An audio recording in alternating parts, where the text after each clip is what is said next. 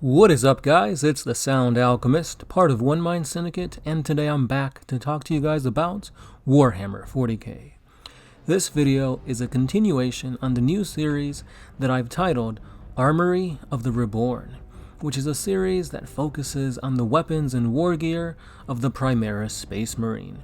I will go over the lore aspects and a look at how good they are on the tabletop, and each video will be dedicated to the Marine who wields these weapons. So for example, if you want to learn about the Fragstorm Gauntlets, you would then have to check out the video on the Primaris Aggressor. And lucky for you guys, it's this video right here. So let's bust open the doors on the Armory of the Reborn, and let's unveil the destruction wrought by the Primaris Aggressor. So the Aggressor is what the Terminator is to the Firstborn Marines. It's essentially a unit that excels in both close quarters combat and a little bit of range support. They are equipped to take on pretty much all variants of enemies, be it mobs or armor. They are clad in the newly unleashed Mark X Gravis pattern armor, which allows for a more durable yet heavy suit of ceramite. On the plus side, they are able to mount grenade launchers upon their shoulders, as well as house extra ammunition for their Boltstorm Gauntlets. And speaking of the Boltstorm Gauntlet, let's take a look at them now. So when you look at these, you can tell that they were inspired by Guilliman's Hand of Dominion. This weapon is essentially a combination of a power fist with the trusty bolter.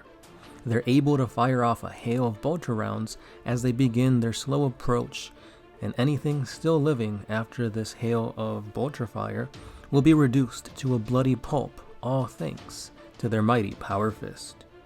Now if bolter fire isn't tearing through these hordes of enemies, then the shoulder-mounted Fragstorm grenade launcher can help, since it's used as an anti-personnel fragmentation type of weapon. However, if the Primaris Aggressor hails from none other than the Untitled Chapter, then chances are that they have switched on over from the Boltstorm Gauntlet to the Flamestorm Gauntlet. And salamanders love fire, and they love to see it spread. So, they unleash these streams of burning promethium, reducing the enemy to mere cinders. Now that's all fine and dandy, but now let's jump on over to the tabletop and take a look at what the Aggressor has to offer in both of durability as well as the weaponries that they have. So this is all going to be based on 9th edition, because the Aggressor used to be a powerhouse back in 8th, but it did got nerfed, and it made sense because I mean they were really great. But still, Aggressors are not anything to be scoffing at, since they are akin to Terminators, like I said before. So the Aggressor comes in at 6 power at 135 points for 3 of these, 2 being just a regular Aggressor, and then you have the Sergeant. So let's look at their stat line. Because they have this heavy yet durable Gravis armor, their movement is only a 5-inch range, where their save is a 3-up. Weapon skill and ballistic skill is of course 3, strength is a 4, but again, they got that Gravis armor, so it makes their toughness 5, with their wounds being 3.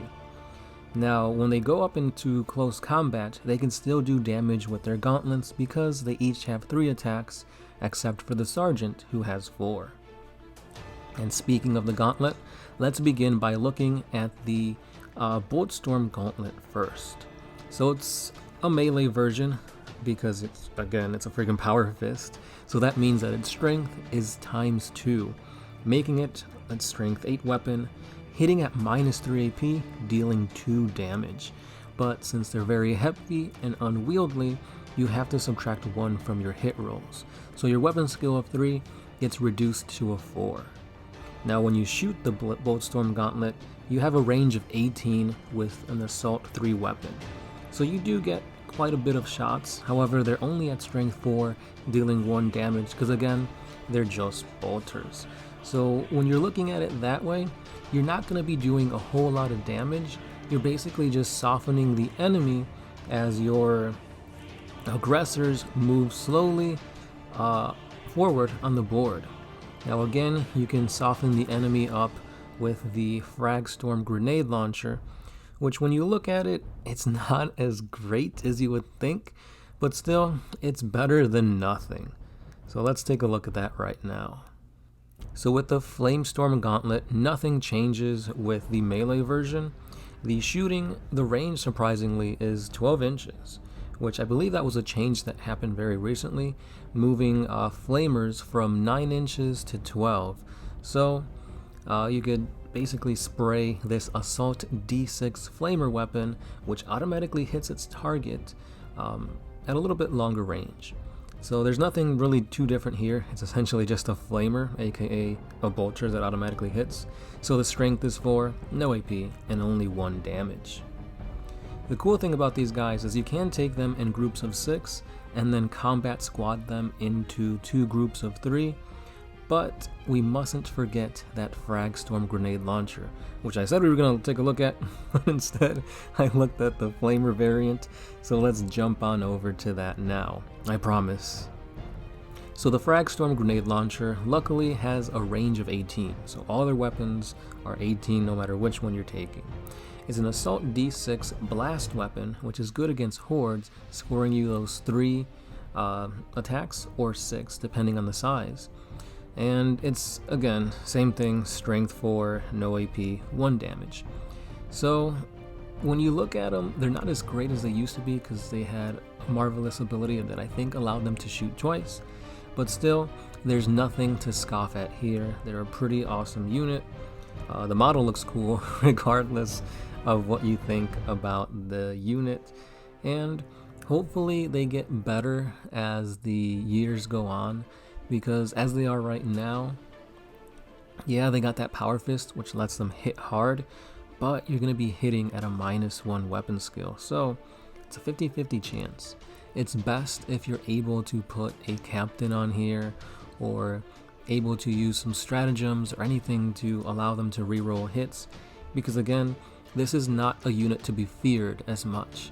Yeah, your opponents are going to see them moving slowly across the board, but depending on tactics, you're probably going to be outmaneuvered, or they'll just pour some mobs your way to kind of slow you down.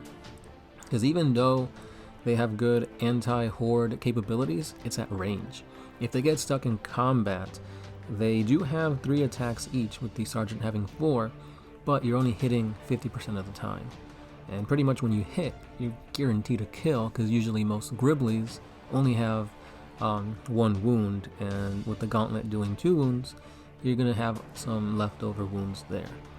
But at the end of the day, they look cool, and the art is phenomenal for these guys. So, did you guys take this unit out of your lists after that change from 8th to 9th, or do they still warrant a spot? Let me know. And that's all I got for you guys in this 2nd episode of Armory of the Reborn. Let me know what you guys think about it. Do you want me to cover an HQ for the Primaris next? Or maybe you want me to look into the Intercessors, another core unit that you must have. And yeah, that's all I got for today. Thanks for listening. Hit that subscribe button for more things Warhammer 40k, and hit that like button if you agreed with anything I had to say. As always, I'm the Sound Alchemist, part of One Mind Syndicate, and I will be catching you guys in the next one. Peace.